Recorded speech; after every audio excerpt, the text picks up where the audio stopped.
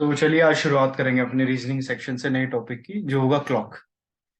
अब क्लॉक में क्या क्या डिस्कस करने वाले हैं वन बाय वन में सारी बातें समझा देता हूँ। देखो क्या है, कुछ बेसिक कॉन्सेप्ट है। मेरा सजेशन तो फिर भी यही रहेगा कि कुछ जनरल रिजल्ट्स बताऊंगा, वो जनरल रिजल्ट याद रख लेना, काम आसान हो जाएगा। जैसे सबसे पहले अगर हम बेसिक बात पे चलें तो एक क्लॉक के अंदर तीन तरीके के हैंड्स होते हैं। मतलब अगर मान लो मैं यहाँ पे एक क्लॉक ड्रॉ करता हूँ, हम सबको पता है कि इसके अंदर क्या क्या आएगा। हमारा एक आर हैंड होगा, ये आर हैंड है।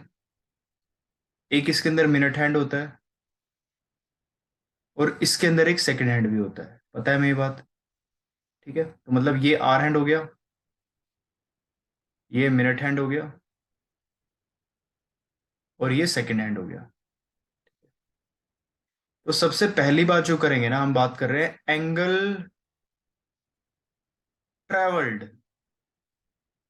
Okay, by hands. Angle travelled by hands.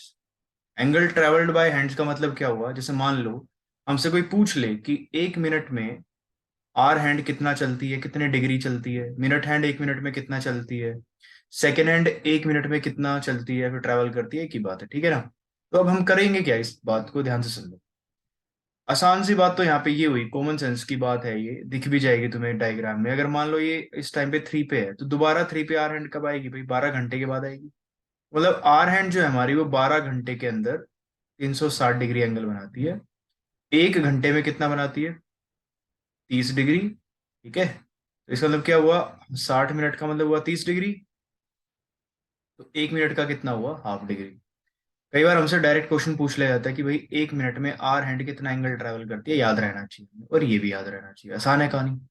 अब बात कर लेते हैं मिनट हैंड की। मिनट हैंड वापस कब आती है भाई? यहाँ पे मान लो 6 पे आई, अज्यूम कर लेते हैं, वापस 6 पे कितनी देर में आएगी? 60 मिनट में। तो 60 मिनट में 360 डिग्री एंगल ट्रेवल करती है मिनट हैंड, तो एक मिनट में कितना करेगी? 6 डिग्री।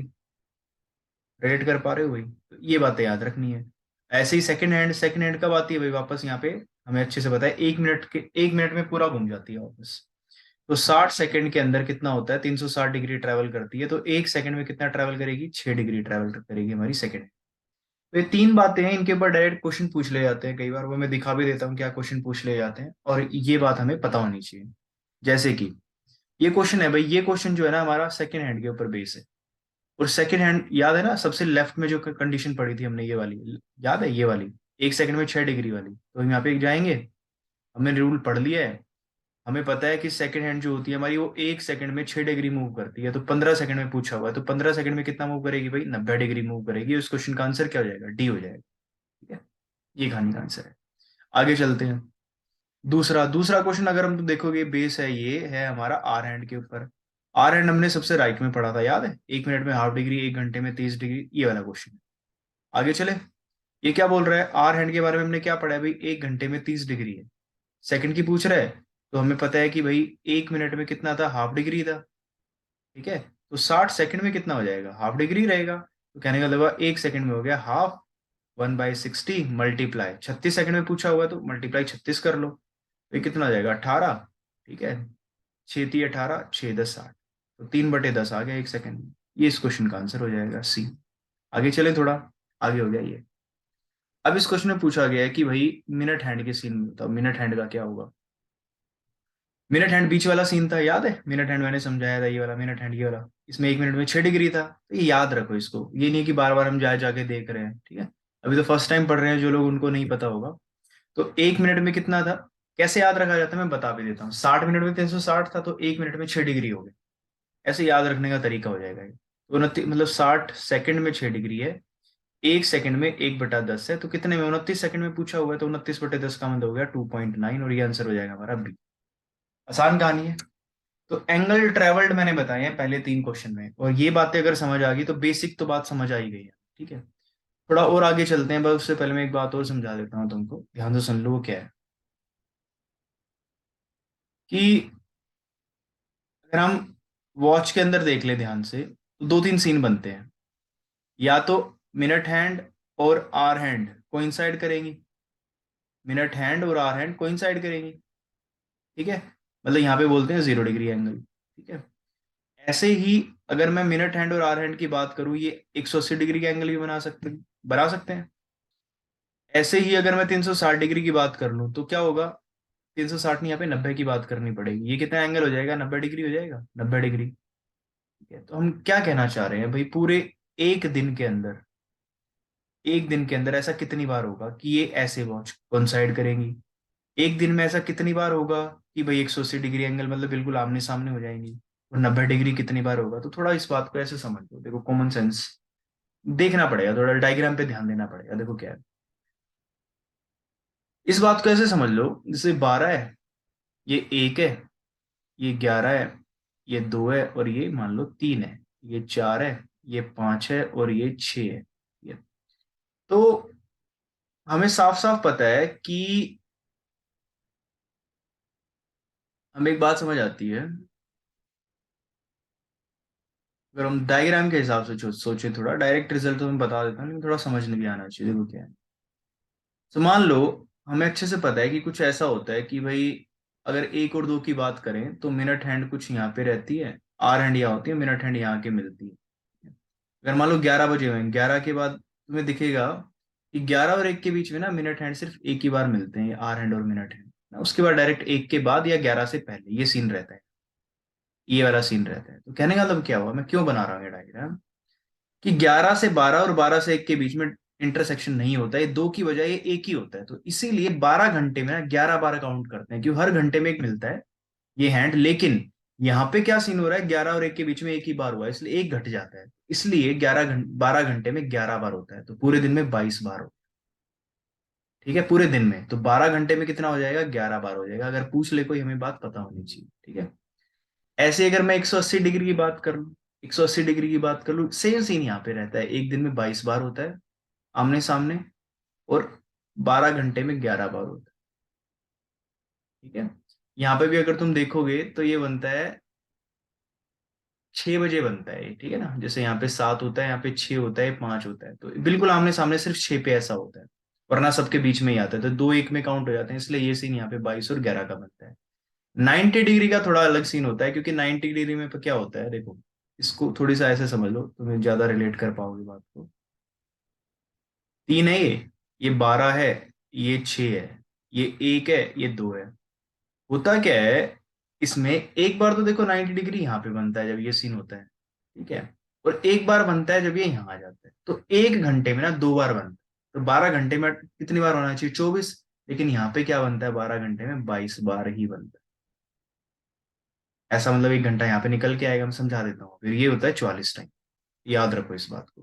ठीक है, तो ये सीन अटकता है हमारा 9 बजे वाला सीन और 3 बजे वाला सीन, क्योंकि 8 और 10 के बीच में एक ही बार होएगा, और 2 और 4 के बीच में भी एक ही बार होएगा। तो ये वाली चीज समझने वाली है।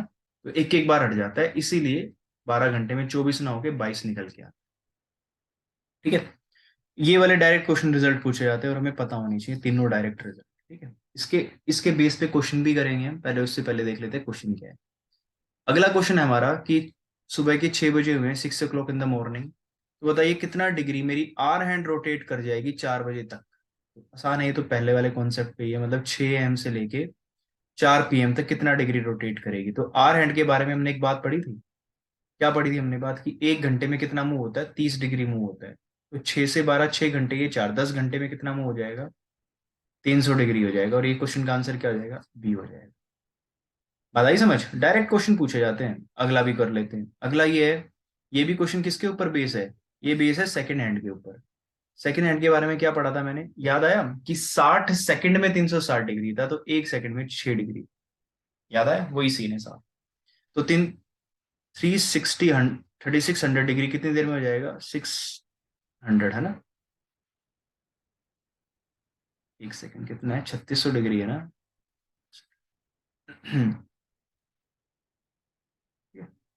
क्या समझ आया हमें, हमें याद है ना 60 सेकंड में 360 डिग्री था, तो एक, ये कितना हो जाएगा, 1 सेकंड में 6 डिग्री हो जाएगा। तो हमसे पूछा हुआ है 3600 डिग्री, 3600 पूछा, 3600, 360 है। अच्छा अच्छा, क्वेश्चन थोड़ा अलग है, क्वेश्चन क्या है, पिछले वाला अलग तो नहीं था ना कुछ, मैंने कहीं गलत पढ़ लिया हो। नहीं ठीक है, देखिए इस क्वेश्चन में क्या पूछा गया है, इस क्वेश्चन में ये पूछा गया, मैंने क्वेश्चन ध्यान से नहीं पढ़ा, क्या लिखा हुआ है, कह रहा है कि सेकंड हैंड जितनी देर में इतना डिग्री एंगल मूव करेगी, मिनट हैंड कितना मूव करेगी, ये क्वेश्चन। तो हम क्या करेंगे, देखो हमें पता है कि इसको मल्टीप्लाई करेंगे हम जब 600 से, तब ये बनता है। इसका मतलब क्या हुआ, 600 सेकंड आ गया। इसका मतलब क्या हुआ, मिनट हैंड जो है वो कितना एंगल रोटेट करेगी 600 डिग्री में, 600 सेकंड में, ये बताना है। तो मिनट हैंड के बारे में हमें क्या पता है, 60 मिनट का मतलब 360 डिग्री था। 1 मिनट का मतलब 6 डिग्री है। ये कितना हो जाएगा भाई, 10 मिनट हो जाएगा, 10 मिनट। तो 10 मिनट में कितना मूव करेगा, ये 10 मिनट में मूव करेगा 60 डिग्री, और यही क्वेश्चन का आंसर हो जाएगा। ठीक है, ये है कहानी इस क्वेश्चन में। आगे देख लेते हैं क्या है। अगला क्वेश्चन है मेरा आर हैंड से रिलेटेड और सेकंड हैंड से रिलेटेड। वही कि भाई सेकंड हैंड अगर 2880 डिग्री मूव कर रहा है, तो हमें पता है ना कि 1 सेकंड में 6 डिग्री था। तो 2880 का मतलब हुआ मल्टीप्लाई 6 4 24 480, मतलब 480 सेकंड हो गया। ठीक है। तो मेरे आर हैंड के बारे में क्या पढ़ा है हमने, आर हैंड के बारे में पढ़ा था कि 1 घंटे का मतलब 30 डिग्री, याद आया। 1 घंटे का मतलब 30 डिग्री, 60 मिनट का मतलब 30 डिग्री, मतलब 1 मिनट का आधा डिग्री, याद आया। 1 मिनट का मतलब हाफ डिग्री, ये पढ़ा था हमने। तो हमें ये निकालना है सेकंड हैंड जो है 2880 मूव करके 480 सेकंड में, या तो इतनी सेकंड में आर हैंड कितना मूव कर जाएगा। तो देखो इसको 60 से डिवाइड कर लो, 8 मिनट आ गया। 8 मिनट में कितना मूव कर जाएगा देख लो, यहाँ पे 4 डिग्री आ जाएगा आंसर। ठीक है? ये क्वेश्चन का आंसर हो जाएगा। ये सारी बातें मैंने पहले बता दी हैं, उसी पे बेस सारे क्वेश्चन कर। ठीक है? आगे चलते हैं अब। देखो अब तक का पहला ही कॉन्सेप्ट चल रहा था, लेकिन दूसरा कॉन्सेप्ट मैंने बीच में बता दिया था। ठीक है। वो उस पे भी डायरेक्ट क्वेश्चन पूछे जाते हैं कई बार, तो मैं वो क्वेश्चन भी दिखा देता हूँ तुम्हें, ताकि चीजें बातें समझ आ जाए। जैसे मान लो ये क्वेश्चन पूछा गया हमसे, अभी एक दिन के अंदर स्ट्रेट लाइन कितनी बार होगा। याद है ना 180 डिग्री वाला केस, 12 22 बार था, वो वाला सीन है। ठीक है, वो देख लो एक क्वेश्चन और। डायरेक्ट क्वेश्चन पूछे जाते हैं भाई, कोइन साइड मतलब 0 डिग्री पूरे दिन के अंदर, ये भी 22 बार हो जाएगा। ठीक है। ऐसे ही राइट एंगल पूरे दिन के अंदर, याद है 44 बार हो जाएगा, ये पढ़ा हुआ है हमने। ठीक है। ऐसे ही 180 डिग्री 12 में कितना हो जाएगा, 11 बार, याद आया, 11 बार, नोट 22 बार। ठीक है। ये चीजें मैंने समझा दी हैं तुम। ठीक है। ओके। ठीक है। ऐसे ही जैसे ये क्वेश्चन पूछा हुआ है कि भाई आर हैंड मिनट हैंड जो है कितनी बार कोइंसाइड करते हैं 3 और 9 के बीच में, 3 और 9 के बीच में। याद आया, कोइंसाइड वाली जो दिक्कत आती थी वो 11 और 1 के बीच में आती थी, तो यहाँ पे डायरेक्ट मोटा मोटा समझ आ रहा है, इसके बीच में 6 घंटे हैं तो 6 बार करेगा।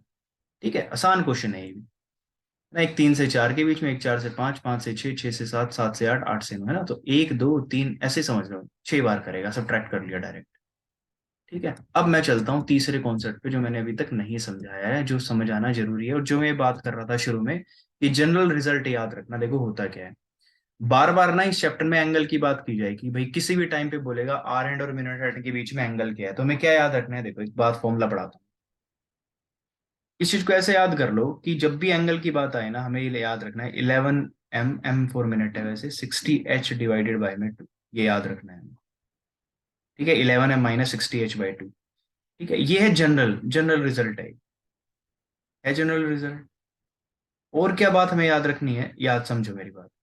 भाई थीटा तो 0 डिग्री भी हो सकता है, मतलब कोइंसाइड भी कर सकता है। थीटा जो है वो मेरा 90 डिग्री भी हो सकता है, और थीटा मेरा 180 डिग्री भी हो सकता है। तो अब जीरो जब यहाँ पुट करोगे, एम का रिजल्ट अलग आएगा, 90 पुट करोगे एन का रिजल्ट आएगा, 180 पुट करोगे अलग आएगा। तो मैं तुम्हें क्या समझाना चाह रहा हूँ, देख, अगर तुमने यहाँ 0 पुट किया तो 2 × 0 0, 11m = 60h हो गया। तो m की वैल्यू क्या आ गई, मिनट = 60/में 11h आ गया, डायरेक्ट h4r।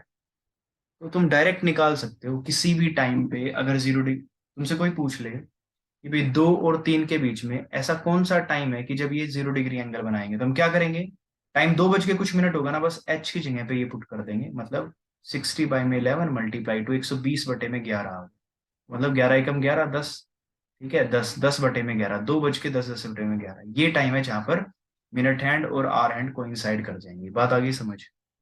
ऐसे अगर तुम यहाँ 90 पुट कर लेते हो, तो मैं समझा देता हूँ, देखो 90 पुट करोगे ऐसे 180 हो जाएगा, ऐसे शफलिंग करोगे, यहाँ पे जो मिनट की वैल्यू आती है वो आती है 60/11, h ± 3 आती है। मैं समझा दूंगा अभी ये प्लस माइनस भी क्या है। ठीक है, क्योंकि तुम्हें दिख रहा होगा यहाँ पे मोड लगा हुआ है, इसलिए प्लस माइनस आ गया। ऐसे ही 180 डिग्री में मिनट कितनी निकल के आती है, ये होता है 60/11, एच प्लस माइनस 6 आता है। ठीक है, तो ये तीन रिजल्ट हैं, ये हमें याद रहेंगे, याद रख लेंगे इसको तो बेटर है। ठीक है, ठीक है? तो ये तीन रिजल्ट याद रहते हैं, ये 0 डिग्री का, 90 डिग्री का और 180 डिग्री का। देखो 3 से 6, ये एंगल बढ़ रहा है तो 3 की जगह 6 आ जाता है। ठीक है, ओके, ये कहानी हो जाती है, याद रख लेंगे हम। आगे चलते हैं, अपने क्वेश्चन की तरफ मूव करते हैं। देखो डायरेक्ट क्वेश्चन है भाई, कितने इस ये एंगल बताना है, तो हमें फॉर्मूला पता है इसका, 11m-60h/में 2 होता है। पुट कर दो, कितना हो जाएगा, 11 मिनट है 12, 60h है 4/2, काट लो, 2 6 12, ये 30 हो जाएगा, तो 66 - 120 कितना हो जाएगा, 54 डिग्री हो जाएगा। आंसर क्या हो गया, सी हो गया। ठीक है, माइनस साइन मैटर नहीं करता है यहाँ पे। ठीक है, आगे चल, सेम है, मैं नहीं कर रहा हूँ क्वेश्चन, समझ लेना। चलो एक क्वेश्चन और कर देता हूँ, इसमें भी सेम करना है, थीटा निकालना है। 11 53 11m - 60h/2, जो आंसर आए देख लेना, वही आंसर हो जाएगा। ठीक है, कोई इतनी बड़ी बात नहीं है एंगल निकालना। रिफ्लेक्स एंगल में क्या होता है, रिफ्लेक्स एंगल में एंगल 180 से बड़ा होना चाहिए, और कुछ नहीं है। सेम पुट करोगे इसमें भी, theta equal to 11m - 60h/2। ठीक है, इसको सोल्व करोगे जब ये 15 बन रहा है, इसको मतलब सोल्व भी करना पड़ेगा, रुको। ठीक है, 11m है, -60h है, बाई में 2 है, तो इसको काट लोगे 15 बन गया, ये 30 आ गया। ठीक है, तो ये कितना हो गया, 165 हो गया, ये कितना हो गया, 270 हो गया। तो अगर ये एंगल निकाल लेंगे हम, 10 में से 5 गया 5, 6 में से 105 आ गया, तो 360 में से घटा दो, तो 5 5 255 डिग्री आ जाएगा। समझिए ना रिफ्लेक्स एंगल क्या कहना चाह रहा है, 180 से बड़ी बड़ा एंगल निकालना। क्योंकि कोई भी मान लो कोई भी टाइम हो रहा है, वहां पे दो एंगल बनते हैं ना, एक ये बनता है एक ये बनता है, तो इस एंगल की बात कर रहा हूँ रिफ्लेक्स बोल के।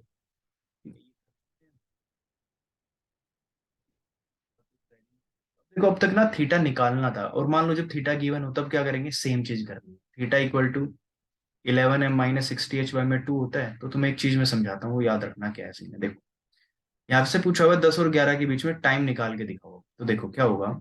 मान लो थीटा 25 है, तो 50 हो जाएगा यहाँ पे, और यहाँ पे आएगा 11m - 60h। ठीक है, जब भी ऑप्शन दिया होगा ना, याद रखना, एंगल जब गिवन होगा तो इस ये मोड होने की वजह से आप हमेशा इसको ना ऐसे सोल्व करना, इसको तुम ऐसे लिख लेना हमेशा, 11 60h - 11 है।